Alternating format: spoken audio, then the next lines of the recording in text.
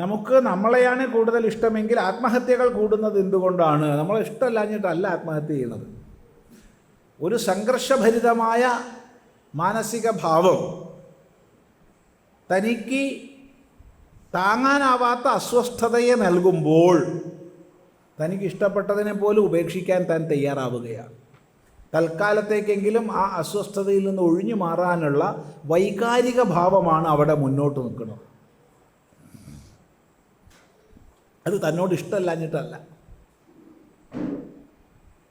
മറിച്ച് അതിനെ മുഴുവൻ മറച്ചുകൊണ്ട് ഈ വൈകാരികത, ദുഃഖം, ഭയം, ക്ലേശം, ഒരു സാഹചര്യത്തെ അഭിമുഖീകരിക്കാനുള്ള തൻ്റെ ഇടമില്ലായ്മ, ഇതൊക്കെ വരുമ്പോഴാണ് ഒരാൾ ഏറ്റവും പ്രിയപ്പെട്ടതിനെ പോലും ഉപേക്ഷിക്കാൻ തയ്യാറാവുന്നത്. അതുകൊണ്ട് പലപ്പോഴും, എപ്പോഴും ഞാൻ പറയുന്നില്ല, പലപ്പോഴും ആ ഒരു സെക്കൻഡിൽ നിന്ന് രക്ഷപ്പെട്ടാൽ പിന്നെ അയാൾ ആത്മഹത്യയില്ല. പലപ്പോഴും കേട്ടോ. എന്നാൽ ഇതൊരു ആത്മഹത്യാ പ്രവണത രോഗമായ ആളെ സംബന്ധിച്ച് അയാൾ തക്കം കിട്ടിയ ആത്മഹത്യ ചെയ്യും. അത് വേറെ കാര്യം, അത് വേറെ വിഷയം. അത് ആത്മഹത്യാ പ്രവണത രോഗമായ ആൾക്ക് ചികിത്സയാണ് വേണ്ടത്.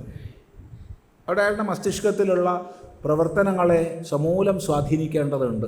അതിന് ഔഷധങ്ങൾ വേണ്ടി വരും, ഒക്കെ വേണ്ടി വരും. വേണ്ട ചികിത്സ കിട്ടണം, വേണ്ട കൗൺസിലിംഗ് കിട്ടണം, ഒക്കെ വേണം. അല്ലാതെ കേവലം ഒരു വൈകാരികത കൊണ്ട് പെട്ടെന്ന് ആത്മഹത്യ ചെയ്യുന്നവർ ആ ഒരു നിമിഷം രക്ഷപ്പെട്ട് കഴിഞ്ഞാൽ പിന്നെ ആ ഭാഗത്തേക്ക് പോവില്ല. ഇത് ശ്രദ്ധിക്കുക. അതുകൊണ്ട് തന്നോട് ഇഷ്ടമില്ലാത്തത് കൊണ്ടല്ല ആത്മഹത്യ ചെയ്യണത്. ആത്മഹത്യ ചെയ്യുന്ന ആളും ആത്മാവിനെ അല്ല കൊല്ലണത്, പിന്നെയോ ദേഹത്തെയാ കൊല്ലണത്. അല്ലാണ്ട് ആത്മാവിനെ കൊല്ലാൻ പറ്റുമോ? ഇല്ലല്ലോ, ദേഹഹത്യ ചെയ്യണത്. അത് ശ്രദ്ധിക്കുക.